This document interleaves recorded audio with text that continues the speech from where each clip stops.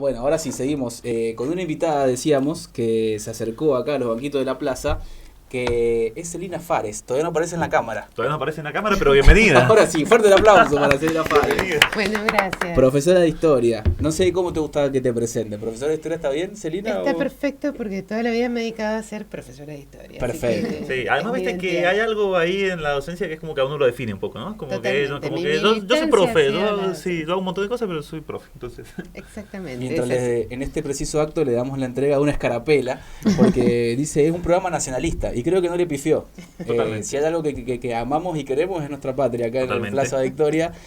Celina precisamente se acercó a los banquitos de la plaza porque esta semana presenta su libro, Derechas e Izquierdas Nacionalistas de los 60. ¿Estoy bien? Gran tema, me encanta.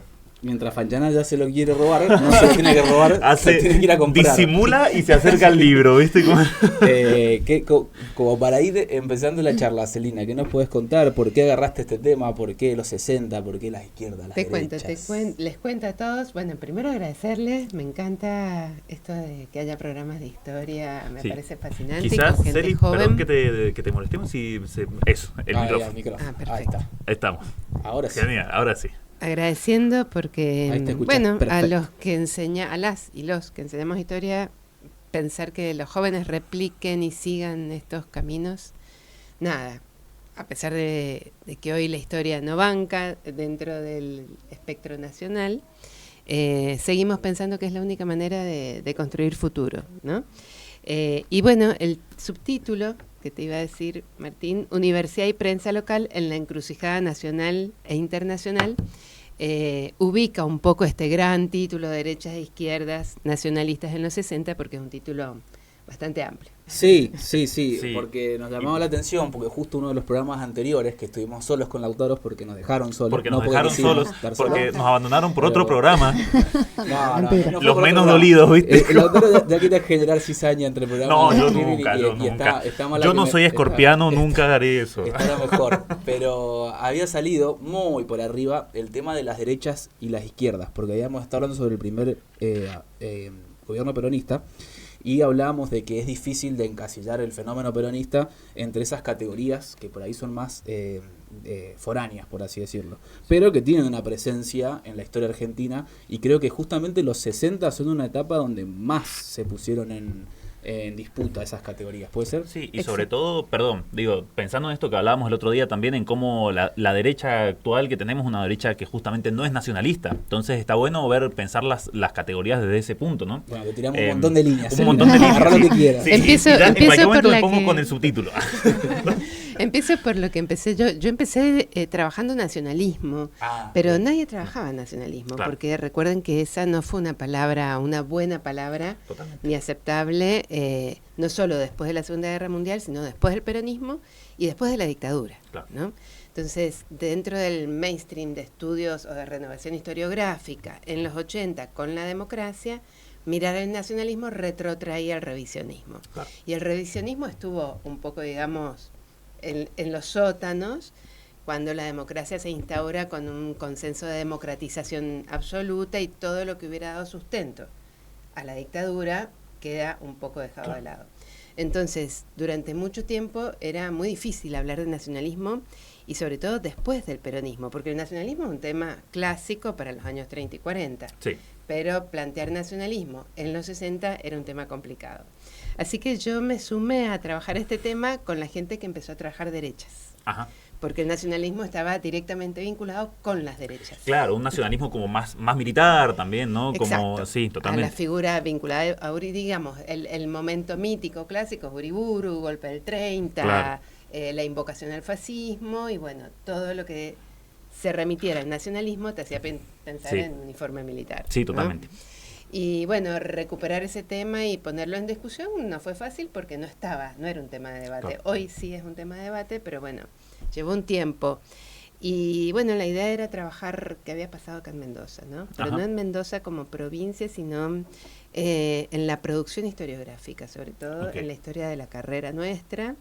En esa época, bueno, yo estaba muy interesada en la historiografía nacional, me acerqué a algunos cursos En aquel entonces Devoto todavía no sacaba su libro sobre historia de la historiografía. Fernando Devoto es un referente de la historiografía argentina y de los temas de nacionalismo. Y con él empecé a pensar el tema de cómo abordar una pregunta que en aquel entonces se perfiló como ¿por qué en filosofía y letras todavía dura el ancien régime? Claro. ¿Por qué no hemos entrado en la modernidad, no? Bien. Me encanta porque además vos tomás como universidad y prensa como dos polos productores, ¿no? de conocimiento, de opiniones, está re bueno a la hora de analizar el tema de los nacionalismos. Sobre todo, exacto, porque es donde transita la cultura política, claro, ¿no? Donde sí, se va totalmente construyendo en el espacio público un debate sobre, bueno, cómo pensamos, por qué pensamos, y donde gran parte de los intelectuales locales hacen sus debates y sus discusiones en ese ámbito, ¿no? Claro. En ese sentido, sí, no quería hacer una historia estricta de la universidad, ni una historia de las disciplinas. Y bueno, apareció este tema de cruzarlo con una experiencia periodística que estaba muy vinculada a mi historia familiar, que es la existencia de un diario que se llamó El Tiempo de Cuyo, que salió entre el 56 y el 66, que era de perfil nacionalista, claro, ¿no? Entonces, la idea era mirar trayectorias intelectuales individuales y grupales, cómo se van configurando para la formación de unidades académicas, historia de filosofía y letras y de ciencia política sobre todo, y ver otra variable del nacionalismo, que es la que toma ese diario, que va a mirar el escenario internacional, pero ya no con esa tradición hispanista que nutrió a la Universidad Nacional de Cuyo, sino con una mirada tercermundista. Claro.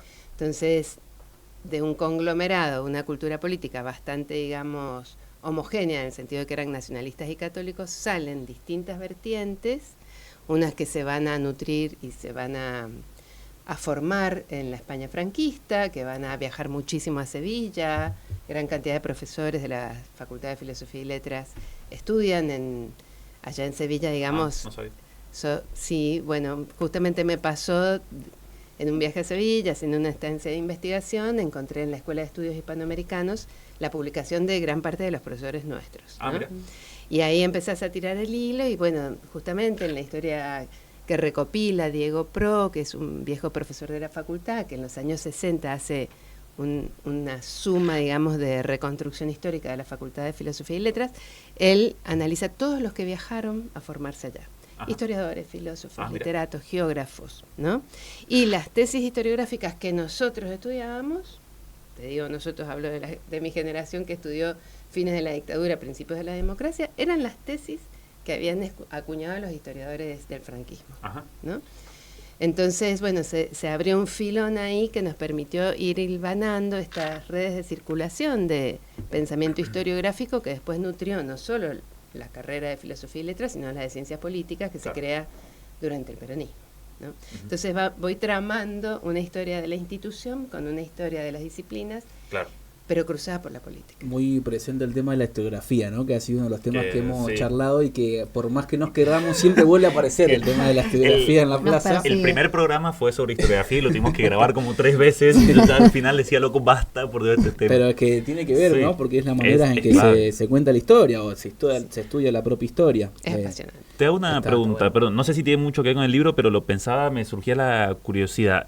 Estaba Bucrucker en filosofía, ¿no? También que él trabajaba con nacionalismos, pero más europeos, no sé si eso se toca un poco. Bueno, Cristian llega con el proceso de democratización, él tiene, ¿qué es el ciclo de la ilusión? No, ese es el otro. Los nostálgicos del viejo orden. Los nostálgicos del viejo orden es uno de los libros de Cristian donde él primero escribe nacionalismo y peronismo y ahí, bueno, hace una escisión discutiendo con algunos historiadores y más que nada abogados que hacen historia, como Carlos Fait. Claro, que es uno de los que defiende la tesis de que el peronismo era fascismo, ¿no? Vieja tesis. Sí, totalmente. Y bueno, Cristian en su libro lo desmiente, él venía de hacer un doctorado en Alemania con Nolte y bueno, concursa a la cátedra de Historia Contemporánea, donde estaba Scalvini, que había sido un discípulo de otro de los personajes que yo trabajo acá, que era un nacionalista muy fuerte, prófugo de guerra de la Segunda Guerra Mundial. Entonces, bueno... Esos itinerarios son los que se rastrean en el libro y van de alguna manera contando historias nuestras. Totalmente. Historia de nuestras cátedras, de la historiografía que se discute, de las vinculaciones, porque no salen solo de Mendoza, sino que estamos muy articulados, sí, mucho también. más de lo que pensamos con el resto Sí, del y país y del mundo. esta relación entre historiografía e historia, a veces tenemos muy presente algunos momentos de la historia nacional, pero con presencia en las capitales, ¿no? Y vos justamente en este libro tocás mucho de lo que pasó acá en Mendoza, y te quería preguntar eso, si es fácil rastrear documentación, si crees que los fenómenos se dan de la misma manera que se dieron en Buenos Aires en esos 60 que fueron muy caóticos, ¿no? Muy sangrientos también, entre las derechas y las izquierdas nacionalistas. Así es. Bueno, una de las ponderaciones que tuvo, esto fue una tesis doctoral defendida en Tandil, y bueno, uno de los jurados insistió en esto de que de alguna manera el libro sintetizaba un viejo proyecto de la historiografía, que era hacer historias locales, ¿no? Contar historias locales, pero en contextos internacionales. Y esto se da conjuntamente con, digamos, un avance en la historiografía de los enfoques de historia transnacional, pero desde perspectivas culturales. Eso estaba pensando, sí. Entonces ya las relaciones internacionales no solo se estudian las relaciones entre estados, ministros de relaciones exteriores, tratados, problemas limítrofes, etcétera, sino vinculaciones culturales. Claro. Y es, digamos, una cantera de temas impresionantes, sobre todo en función de la Guerra Fría. Claro. Porque hay tanto Estados Unidos como la Unión Soviética, como China, también esto se mete también con el maoísmo, tuvieron sus diplomacias culturales, ¿no? Y las diplomacias culturales impactaron mucho más de lo que las agendas públicas conocen y saben. Entonces, bueno, hay una cantera muy interesante para indagar. ¿Crees que al final, como para cerrar por lo menos ese tema, las categorías derechas e izquierdas dialogan con la historia argentina? ¿Se pueden...? Yo creo que sí, que son muy instrumentales, y la historiografía dialoga con muchas teorías y con las ideologías, ¿no? Pero siempre en forma instrumental, no nos casamos con las categorías. Las usamos en la medida que nos sirven para explicar, y bueno, sirven también para explicar la historia argentina. Lo que pasa es que el nacionalismo fue de derecha y de izquierda, ¿no? Entonces, eso te iba a preguntar, ¿cómo veías la relación entre la izquierda y la derecha con respecto al nacionalismo en la época que vos estudiaste? Digo, ¿se tocaban en algún punto, en el punto del nacionalismo? La bandera la misma. Eso es lo que iba a preguntar, a ver cómo, fruto de tu investigación, cómo lo habías visto, ¿no? Como esa conexión, por así decir, a partir del nacionalismo entre izquierda y derecha en los 60. Exacto, sí. ¿no? Ahí es donde empieza a bifurcarse un contenido que era un poco más homogéneo antes, ¿no? Izquierdas y derechas habían sido nacionalistas desde antes. Las izquierdas ya en los 20 tienen un fuerte contenido antiimperialista, y en los 30, vos si analizás los debates en el Congreso, vas a ver gente de izquierda y de derecha con un discurso nacional, ¿no? Más allá del internacionalismo que proponía, digamos, totalmente. el Partido Comunista o la izquierda, siempre lo nacional era un valor. Era un valor. Sí. Entonces, hay una disputa por el sentido, ¿no? ¿Quién representa más a lo nacional? Pero no había un apartamiento de ese valor, ¿no? Entonces, es muy difícil defender qué es lo nacional. Fernando Devoto, su tesis también doctoral, él dice, ¿no? En su tesis demuestra que el nacionalismo parte del mitrismo, parte de la historia de Mitre, ¿no? La historia de Mitre también es nacionalista, liberal. Claro. Entonces es muy difícil decir qué es lo no nacionalista. Claro. Pienso que, bueno, viendo cómo es el panorama de la derecha actual, que es como un panorama que no es nacionalista, justamente, ¿no? Digo, pensando en que lo nacional es un valor, quizás, ¿quién se queda con ese valor en el panorama actual desde la derecha? Lo pienso ahora, ¿no? Como decir, bueno, un valor ahí. El tema es quién se lo queda, ¿no? Porque digo, ahora estamos viendo que el valor de lo nacional se está yendo para otro lado, entonces quizás, no sé cuál habrá sido completamente la trayectoria de la derecha desde el nacionalismo hacia el transnacionalismo o hacia el no nacionalismo extremo que tiene ahora, pero bueno, no sé, me llamaba la atención eso. Con lo que mencionás vos de hacerlo dialogar con el presente, se podría decir, si lo pensamos con las categorías de derecha e izquierda, que el gobierno que tenemos hoy por hoy es de derecha y también es medio proclive a flamear banderas de otros países, ¿no? Porque, por ejemplo, reivindica mucho la de Israel, y en más de un acto ha flameado la bandera de Israel, y él se reconoce alineado a la política de Israel. Incluso es una derecha no nacionalista, claro, ¿no? La de Milei, pero no la de la vicepresidenta. Entonces ahí sí ves una continuidad. Ahí sí ves un nacionalismo más porque más la derecha liberal no es nacionalista en el sentido que lo entienden los nacionalistas tradicionales o el peronismo, pero digamos las derechas se aglutinan en el momento de construir poder político, y en ese sentido dejan de lado las incoherencias, porque es muy incoherente el liberalismo, digamos, globalizante de Milei con el nacionalismo de la vicepresidenta, ¿no? Claro. Pero sin embargo están unidos y no se advierten discrepancias porque son pragmáticos. La derecha busca establecer un tipo de orden, en este caso el orden del mercado liberal, pero junta fuerzas, ¿no? Claro. No se dividen por discusiones teóricas. Y lo que está pasando ahora en el mundo en general es que los nacionalismos están tomando mucha fuerza, o sea, ya sea de derecha o de izquierda, las disputas del poder de las elecciones que se están dando, no sé, en Francia, Alemania, son todas nacionalismos, quizá eso, a un extremo o al otro, pero todos reivindican este valor nacionalista, están todos mirando hacia adentro, digamos. Sí. Es lo que está pasando a nivel internacional. Las derechas del norte son antiglobales, claro, pero en América Latina no, está primando una derecha neoliberal brutal, digamos, brutal. Me interesa como pensar también en quién está detrás de las derechas, como para que se defiendan distintos intereses en distintas regiones, ¿no? Digo, que en la defensa de cada uno hay distintos intereses también. Entonces, siempre hay que hablar en plural, ¿no? Hablamos de derechas e izquierdas. Claro, ¿no? Sí. Y por eso es un instrumento, porque son dos términos que se definen en relación, ¿no? Hay derecha porque hay izquierda, o hay izquierda porque hay derecha. Totalmente. Y la antinomia, interesante eso. digamos, el punto que divide sería la idea de igualdad, ¿no? Las izquierdas van por la igualdad y las derechas entienden que la desigualdad es natural, ¿no? Claro. Y naturalizan la desigualdad entre individuos, entre clases, entre grupos. Y entonces ese criterio sigue siendo útil a la hora de aplicarlo como una categoría analítica más que como una ideología pura. Después, en cada país vas a ir viendo los condimentos que en cada contexto se redefinen en función de este espectro. Celina, ¿y crees que lo del nacionalismo puede ser un punto de encuentro entre las derechas y las izquierdas? ¿O siempre van a ser visiones confrontadas que no van a encontrarse nunca? Es un nacionalismo completamente distinto uno del otro. En los 60, que es donde yo investigo, es brutalmente confrontativo. No inicia siendo así, pero termina, como todos sabemos, en la década violenta, que son los 70, ¿no? Porque justamente gente que estaba vinculada, porque el nacionalismo estaba muy vinculado también con el catolicismo a partir de los años 30, porque el catolicismo era un componente de la identidad nacional, y el peronismo también lo entiende así. Esa cultura política se empieza a escindir en función de la confrontación que divide el mundo, ¿no?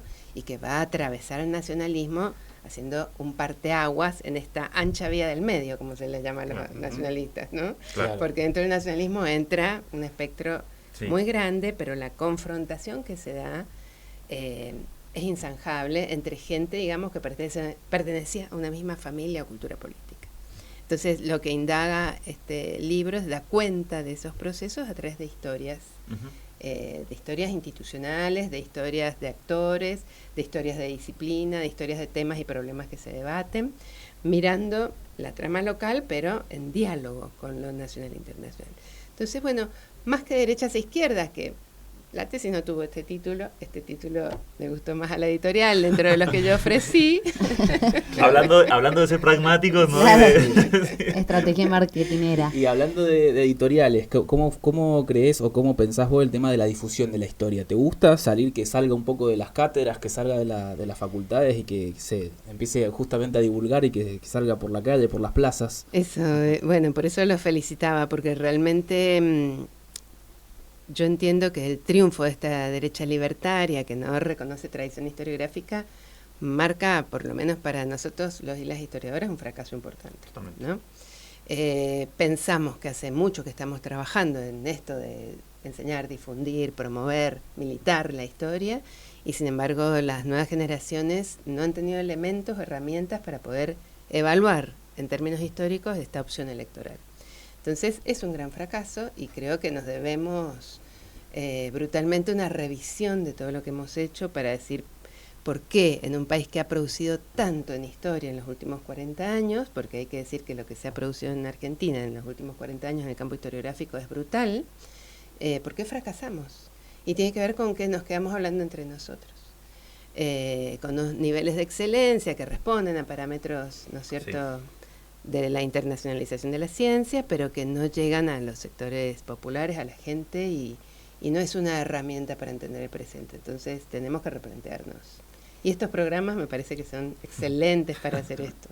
Bueno, Celina, siempre vas a estar invitada a que te sumes a los banquitos de la plaza. No sale en vivo las tardes que compartimos acá. Por ahora. Digamos, claro, creo. por ahora. Íbamos a decir cuándo es la presentación oficial del libro de Celina, pero me parece que es medio... Claro, sí. Pero estaría bueno pasar el dato de dónde se puede conseguir, porque si bien la presentación es mañana, que ustedes no saben cuándo sería mañana, porque no sé cuándo es un gran misterio. Mañana en la tarde en la Universidad Nacional de Cuyo, pero ¿dónde se puede conseguir? Dejemos el dato y obviamente en las redes también lo vamos a estar difundiendo y hacer circular a dónde se puede conseguir el libro. Sí, el libro, bueno, se puede conseguir en Prometeo directamente escribiendo, y Prometeo te lo manda sin cargo y te lo cobra en 2 cuotas, pero lo puedes conseguir yendo a buscarlo a la librería de la Universidad Nacional de Cuyo. Sí, se vende, digamos, esta semana a un precio promocional para los que les interese. Y después en todas las librerías, porque bueno, Prometeo tiene eso, que es una cadena que llega a todos los lugares, incluso... Y que tiene un montón de títulos de historia que están buenísimos, lo que charlábamos recién. Sí. Bueno, Celina, muchísimas gracias por haberte acercado a la plaza. Vamos a estar hacer circular el libro, el material nuevo de Celina Fares, Derechas e Izquierdas Nacionalistas en los 60. Martina Rojo es mi nombre, Lautaro Volpe a mi derecha, Fanjana González a mi izquierda, Agustina Górez del otro lado. Nos vemos la próxima tarde, ¿les parece? Nos vemos. Dale, gracias Celina. Chau. Adiós.